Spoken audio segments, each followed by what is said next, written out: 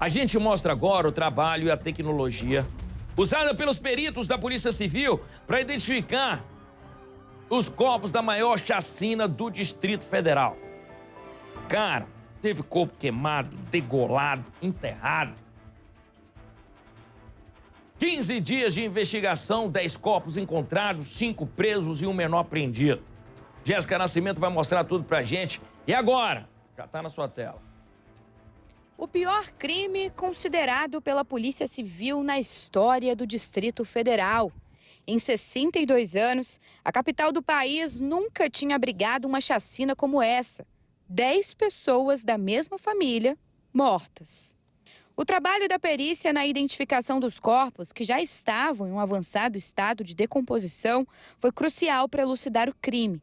3 polícias se juntaram nos trabalhos. A de Goiás, que identificou os corpos de Elisamar e dos 3 filhos pequenos, que foram encontrados carbonizados dentro de um veículo na região de Cristalina. Já a Minas Gerais foi responsável por identificar Renata e Gabriela, mãe e filha, que também foram queimadas dentro de um carro na região de Unai. Aqui no Distrito Federal, 4 corpos também tiveram a identidade confirmada. O de Marcos Antônio, que estava enterrado em um cativeiro, e o de Tiago, Claudiana e Beatriz, que estavam dentro de uma cisterna.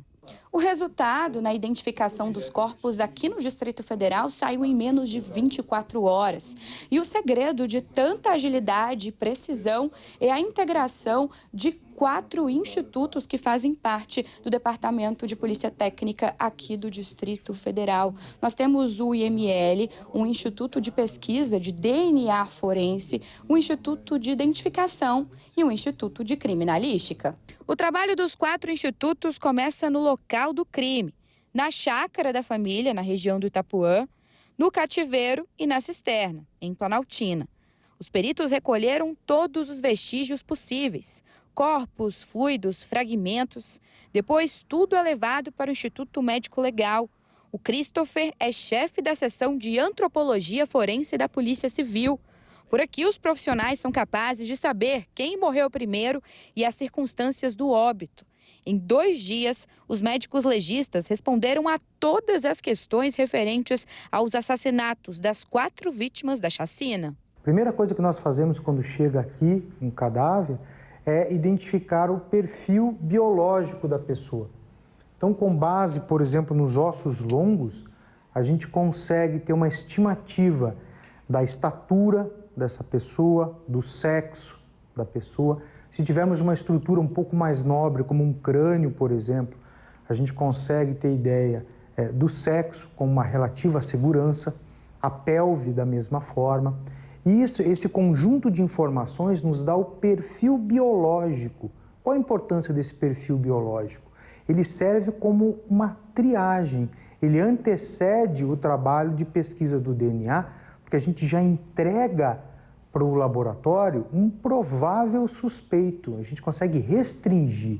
A gente diz assim, olha, é uma pessoa feminina, adulto jovem, né, aproximadamente tantos centímetros de altura. Então isso facilita bastante o nosso trabalho. Os ossos estão desmontados, desfigurados, com perda das características anatômicas. E o material que poderia ser coletado para pesquisa de DNA também está bem degradado. Eu não diria que é impossível, mas é um desafio. Por isso que nesses casos a gente pode lançar mão de outras técnicas, né? Muitas vezes a gente consegue identificar uma pessoa carbonizada por meio de um implante dentário, por meio de uma prótese de fêmur, por meio de uma placa e parafuso. Às vezes há o número de série dessas órteses, próteses colocadas nas pessoas e essa informação consta do prontuário médico. Como todos os corpos estavam em um avançado estado de decomposição, o Instituto de Pesquisa de DNA Forense foi crucial para elucidar esse caso. Tudo aconteceu aqui praticamente nesse laboratório central de vestígios. E justamente uma das maiores dificuldades foi na identificação do corpo de Marcos Antônio. O Samuel é médico legista e diretor do Instituto de Pesquisa de DNA Forense e trabalha na área há mais de 20 anos. Atuou na tragédia de Brumadinho, no acidente aéreo da Gol e agora na chacina, um dos casos mais emblemáticos da sua carreira. nós conseguimos coletar amostras que eram viáveis para exame de DNA.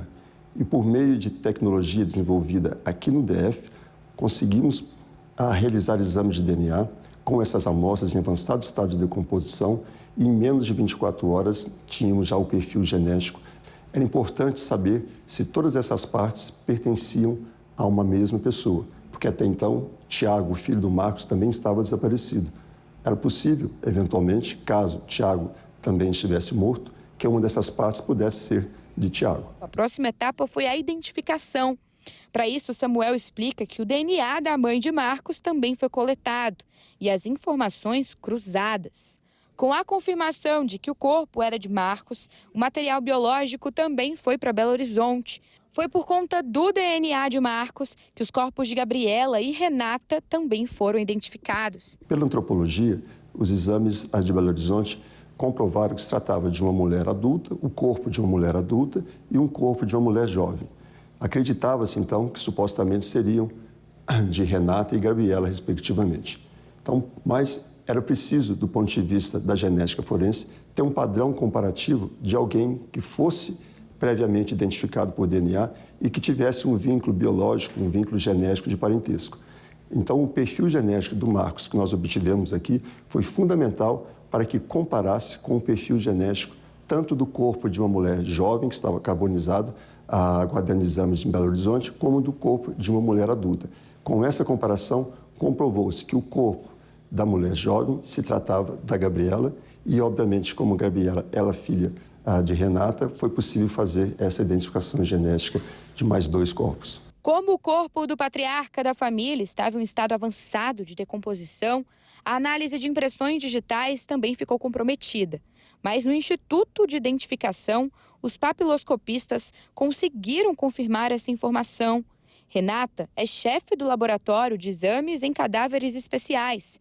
A identificação foi feita em 1 hora e 30 minutos. Os autores do crime usaram uma substância para ajudar a decompor com mais facilidade o cadáver e dentro do laboratório a gente conseguiu neutralizar essa substância, fazer um tratamento específico para aquele cadáver em decomposição para poder fazer um registro satisfatório das impressões digitais. Após o tratamento adequado, as impressões digitais ficaram mais visíveis.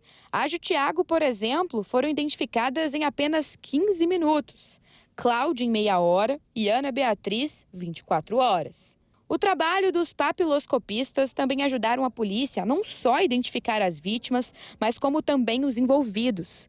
Uma perícia feita na casa, que foi utilizada como cativeiro, encontrou impressões digitais de Carlomando Santos, de 26 anos, responsável por simular os assaltos na chácara de Marcos e na casa de Cláudia, para sequestrar os familiares.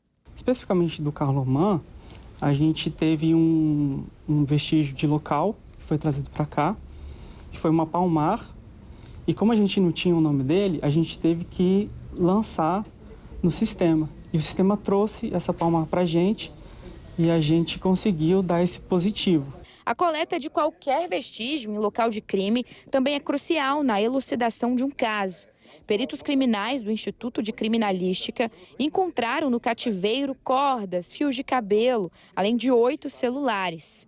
A Polícia Civil utilizou várias tecnologias para elucidar essa chacina. E uma dessas tecnologias é o luminol, né, Luiz? Porque vocês jogam em uma superfície esse líquido. Se a pessoa, o criminoso, tiver lavado, aí mesmo assim não muda, né? Porque vocês jogam o luminol e encontram esse sangue mesmo assim. Exatamente. A gente usa esse exame para detectar se um ambiente foi limpo na tentativa de esconder um crime que aconteceu. Então, por exemplo, aqui nessa bancada, a gente já experimentalmente colocou sangue, está limpo, visualmente, a olho nu, a gente não vai conseguir enxergar, mas com o auxílio do luminol a gente consegue perceber que houve sim uma fonte de sangue aqui nesse ambiente. É para vocês de casa conseguirem identificar bem esse trabalho da Polícia Civil que a gente está mostrando aqui para vocês, a gente vai desligar as luzes, porque o Luiz vai jogar agora o luminol na mesa. Então a gente vai desligar as luzes e a gente vai, então, identificar. Ó, vocês conseguem perceber as gotas do luminol exatamente, à medida que a gente vai borrifando. Meu Deus. Aqui uma mancha muito maior de arrastamento, então aqui a gente simulou um gotejamento e um arrastamento aqui. E foi aqui o caso, Luiz, da chacina, porque vocês passaram um luminol em um dos carros dos suspeitos, olhando ali como a gente estava vendo essa mesa antes. Não parecia ter nada de sangue, e assim como a gente está vendo na mesa, apareceu em um dos carros dos suspeitos, né?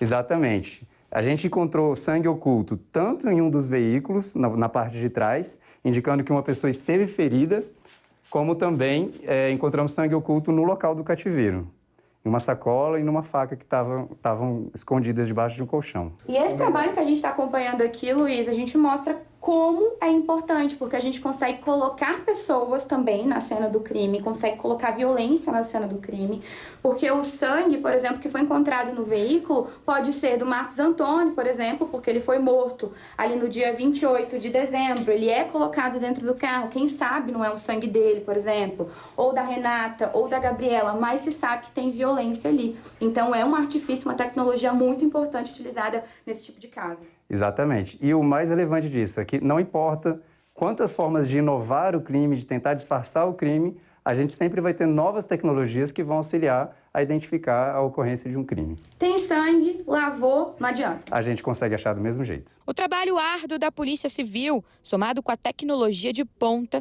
fez com que esse crime macabro, cheio de detalhes, dores, pessoas, crianças, fosse elucidado com uma rapidez surpreendente, trazendo pelo menos um pouco de conforto aos familiares que ficaram.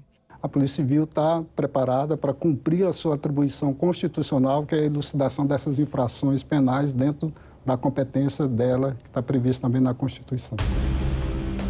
Rapaz, se tem um trabalho aí que me impressiona, é dessa galera ali do IML, do Instituto de Identificação, porque você trabalhar aí, primeiro que você tem que ter muito estômago, né?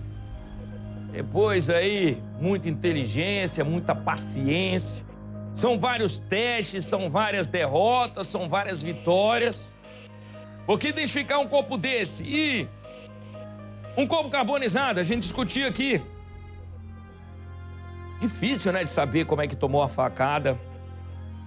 Ou se pelo menos tomou a facada.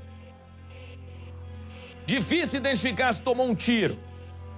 Eu até brinquei aqui com a Nicole, falei, pô, vai identificar se um cara desse carbonizado tomou um tiro só se foi no osso, né? Mas no osso assim, tiver um osso explodido por ali, de repente foi um tiro. Mas é uma facada, como é que tu descobre? Como? Parabéns aí pela reportagem, Jéssica Ficoli.